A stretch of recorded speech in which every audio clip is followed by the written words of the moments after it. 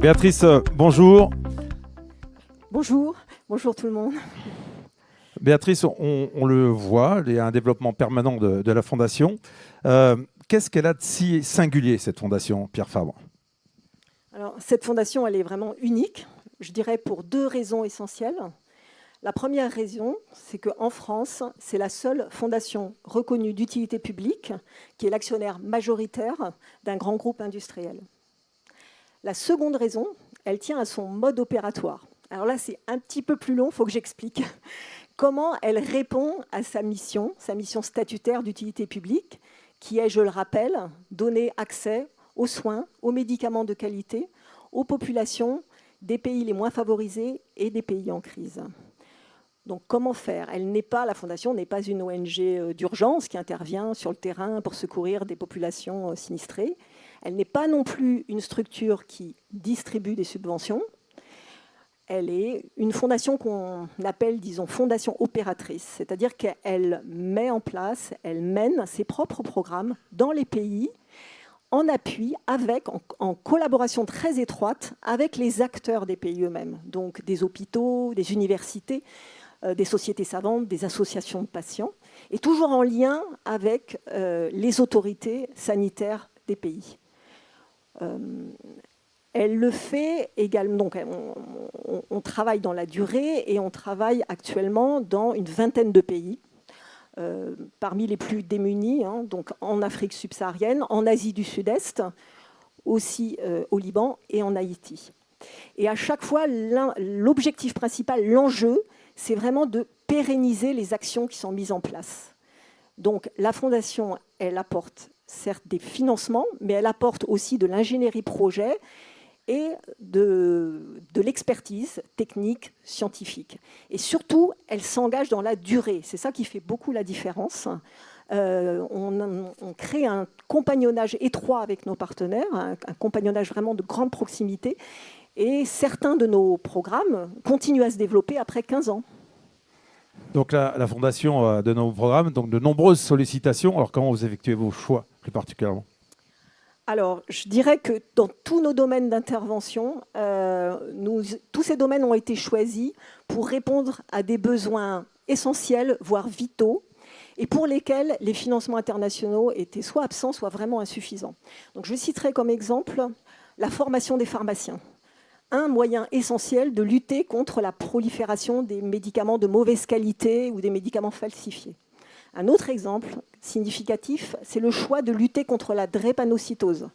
Première maladie génétique au monde, en France aussi, mais surtout présente en Afrique subsaharienne, où chaque année, plus de 200 000 bébés naissent avec cette maladie. Et sans prise en charge, sans dépistage, sans prise en charge, la moitié d'entre eux décéderont avant 5 ans.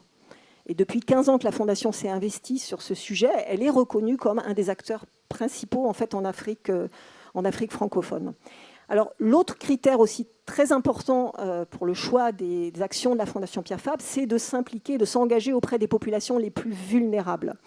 Là aussi, je vous citerai les personnes atteintes d'albinisme en Afrique, pour lesquelles justement nous luttons contre les cancers précoces, contre les problèmes de vision, mais aussi de manière holistique contre la discrimination, voire les attaques dont ils sont victimes. Je citerai bien entendu en population vulnérable les réfugiés qui fuient la guerre, comme les réfugiés syriens au Liban, et malheureusement aussi aujourd'hui la population libanaise elle-même, qui est très durement touchée par la crise. Enfin, je rappellerai que depuis 6 ans maintenant, nous accompagnons le travail du docteur Denis Mukwege au Congo et en Centrafrique dans la lutte contre les violences faites aux femmes, que ces violences soient domestiques ou qu'elles soient liées à des conflits armés. Et je pense que vous avez eu l'opportunité de comprendre aussi ce travail à travers l'exposition Nengo, là, du nom de notre programme en Centrafrique. Alors enfin, j'ajouterais qu'il y a aussi des terrains d'espoir, enfin des graines d'avenir qu'il faut cultiver.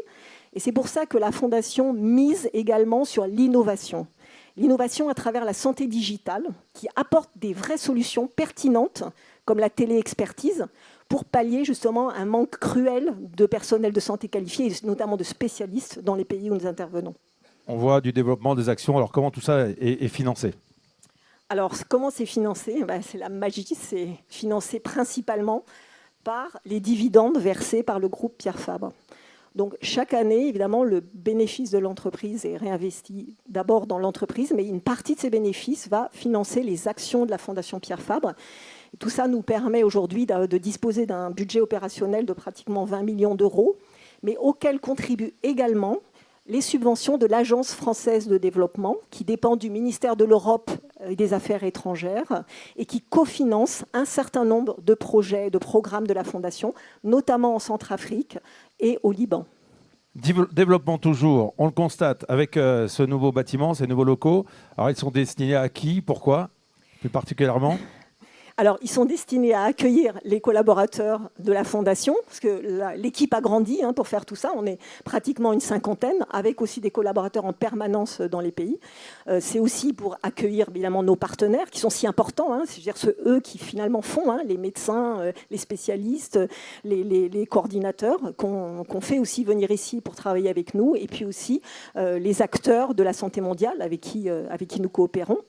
Et puisqu'on parle de bâtiments, et je vous avais eu l'occasion de le visiter, j'en profite pour citer et féliciter notre architecte, Madame Claire Furlan, et toute l'équipe du cabinet d'architecture OECO de Toulouse, ainsi qu'aussi toutes les entreprises du bâtiment de la région qui ont construit, qui ont bâti ce nouveau bâtiment qu'on a voulu résolument moderne, mais aussi en harmonie avec le lieu. Et je vais vous dire un petit secret. Une des raisons, c'est une innovation qui est, voilà, vous voyez la couleur des murs, c'est le béton de terre. Donc ce béton incorpore en fait de la terre extraite du domaine d'Andoise. Et ça rappelle aussi une technique de construction très fréquente dans les pays du Sud où nous intervenons. Enfin, plus largement, quand même, ce que je tiens à dire, c'est que ce beau domaine, ce domaine emblématique, qui fait partie de l'héritage de M. Fabre, il a une vocation, c'est d'être un lieu ouvert, un lieu d'accueil, d'échange, de partage de connaissances, ça c'est très important dans le domaine où nous travaillons, et de formation. Donc cette vocation, nous allons la faire vivre à travers des conférences. D'ailleurs, la prochaine conférence aura lieu le 28 septembre ici, autour de la santé digitale. Nous allons travailler sur un programme de rencontres scientifiques, de formation, évidemment sur nos axes prioritaires, sur nos domaines d'expertise, mais je dirais plus largement sur les enjeux et sur les solutions pour réduire l'inégalité d'accès à la santé dans le monde. Et là, c'est vraiment le cœur de la Fondation Pierre Fabre.